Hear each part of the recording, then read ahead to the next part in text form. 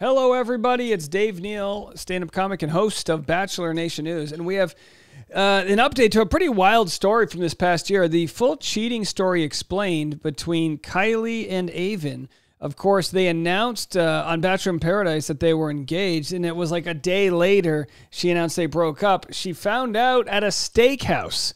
It's an absolute wild story we're going to get into right now. I'll have more topics this afternoon on the Afternoon Rush Hour, Bachelor Rush Hour, where all of your entertainment news is in one place. Go over there to check it out. But let's go to this Nick Viall podcast interview. Kylee Russell discusses Avon cheating. So let's have a listen. I'll play a few clips and we'll discuss. Checking my hidden requests. That's typically where a lot of the haters are, people who don't follow you. Yeah. I don't remember what I saw originally. But it said, "Hey girl." Oh, and the "Hey girl," you know what that means. Hey girl. Hey girl. Hey girl, I've been fucking your man. Yeah. I was like, oh, someone's about to come to me as a woman. And I was like, yikes. And I was at my favorite restaurant, Outback, with my mom, my grandma, and my best friend. And I was just like, Mom, you remember this moment? No. Yeah, this was a nightmare. I remember sitting there and I was like, do I do it? And my poor, 85-year-old grandma is in love with Avon. And so she finds out while her grandmother's in love with Avon. Oh, this is, well, maybe the grandmother was the one who cheated. What do we know? She was just like, Kylee, don't open it. Don't open it. And I'm like, Grammy, you were toxic. Yeah. I'm going to open this. And so it said, "Hey girl, I just wanted to let you know Avon cheated on you July 22nd in Santa Monica. I'm just now finding out he wasn't single." Whoa. Now, it's one thing to hear someone cheated, but to have an actual date, oh boy, timelines are starting to get swapped. You love women protecting other women. Oh, yeah. She had the date. She had the date, Yeah. the receipt, She was very the specific. screenshots, the proof, the time. Yeah. Literally everything. And I will say, I was so blindsided that I was like, there's no way this is true. Yeah. Like, she's literally just doing this for clout. Mm-hmm. And I was like, Did maybe you really think that? wholeheartedly. So your gut was just like, no, this is some crazy. I was that blindsided. For me, Avon and I, yes, we did have problems in our relationship. Everyone does. But when it came to ever thinking he would cheat on me, absolutely not. Okay. I think, too, I truly felt as though he loved me. We were strong, but around November, that was the first time he told me he loved me. All right, so he says, "I love you," and clearly, look, you can love somebody and still have a lot of issues you need to work on. Cheating isn't about Kylee, it's about him. It's about whatever he's got going on. I'm not saying that to give a pass to him, just to say, she's like, "Oh, he told me he loved you." No, that can very well be true, and he can also be a scumbag. Now, as we remember, Avon was part of that whole weird Tino cuck incident where Rachel Recchia is kind of giving Tino the number on the after show, and then Avon comes and pulls him away, the knight in shining armor. All right. I mean, it's, boy, Avon, come on. And I would love to hear Avon's side of the story. I don't think there's going to be much for him to share. It feels like this is a just good old classic hardcore cheating happened. Sometimes it's we were on a break. Sometimes it's the timeline was wrong or we had already broken up. There was no emotional cheating. This is like one of the few times in Bachelor Nation where we have a hardcore cheating happening. And my friend is like, "No, Kylee, you need to calm down. You need to get all of the facts. And then you need to have full-blown proof before you come to this man so he can't deny anything." I began messaging back and forth with her. She ended up calling me. She's like, "Well, I don't want to get into any of the drama." And I'm like, well, girlfriend. Well, babe, you should DM me then. Yeah, you knew what was coming when you decided to send that first message. And respectfully, as a woman, you should respect me enough to be able to give me all of the details. And no, not to make this about something else, but I have the same thing happening with me in the Clayton Echard paternity scandal, where I've got gigantic sources coming to me, giving me some crazy information, but they're saying, "I don't want to get involved, I don't want to." And it's like, well, you got to get involved. You are now involved. You can't have it both ways. You farted in the elevator. Now we're all smelling it. And so like I said, we kept going back and forth. I could tell she was withholding information. And I first was like, okay, was this man even in Santa Monica on July 22nd? So I'm like, where was I? I was in Miami with Charity, Kat, Mercedes, and Jess. And I look back and it's a selfie of him on the train from San Diego to Santa Monica for Ethan and Meatball's birthday. And I was like, this could really be true. All right.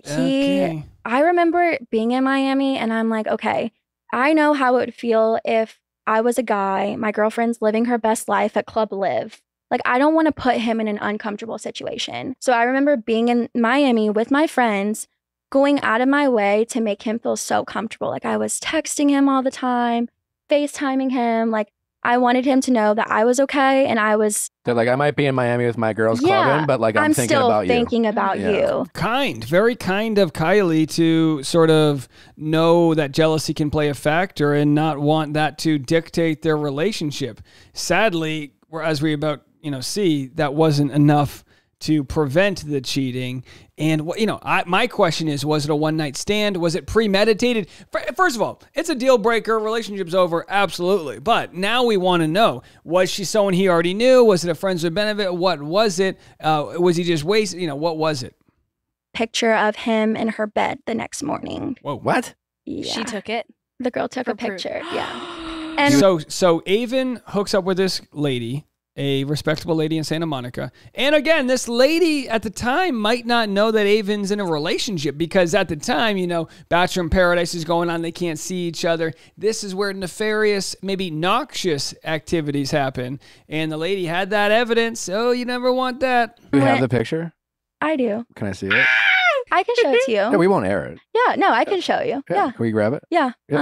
Do you have my phone? Mom?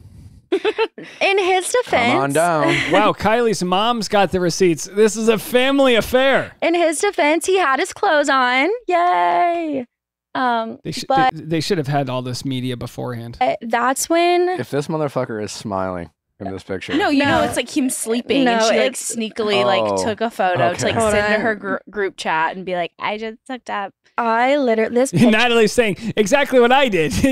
I just like that with a Bachelor contestant. We know Natalie did that with Nick. Sure. Every time I go to bed at night and try to get a restful night, it pops up immediately in my brain. That's when my heart sank and I was having an out-of-body experience. Share the photo. I never saw this coming ever in my life. Yeah. It's just the back of his head. Yeah. But it is like full on, like, girl just hooked up. It's the hand for me. Why does she have the hand? The hand. So it's like her hand on his back. Can you hand it to me? And you just, I wouldn't know this is Avon. It's Avon. You know it's Avon. Okay. And I even have You've seen the shirt. Yeah, I have a picture of him in his outfit, and that's the shirt he wore that night. It's really the hand. It's the hand. It's the hand. What was she doing with the hand? I don't know. She had to show that it was her. Yeah, and he's in the bed with her. Like, she sent it to her. Like, she's bragging to her friends that she bagged him. Yeah. Wow. So she sent that to you. Sent that to me. Literally, the proof had slapped me in the face. Yeah. There was nothing that I could do to deny it or tell myself it wasn't true. Like, the proof is in the pudding. Mm-hmm. So I'm like having a panic attack on the side of my street, about to walk up into my apartment. Where are you in this moment? Yeah, so I left Outback. Yeah, we left Outback. Okay. So the story left the blooming onion on the table. Yes, we were like, we gotta go. Found out at an Outback steakhouse. I can never eat Outback again. Yeah, yes. Sorry, Outback. Yeah. And so we. If I were Outback, I would be offering Kylee a sponsorship here, free appetizers for life or something. Apartment. She sends me the picture as I'm like on the street parking, and I literally just like collapse. Like I can't even.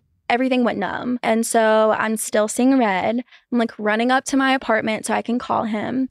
He's actually in Anaheim. One of his friends is like a UFC fighter. And so he was at one of his fights.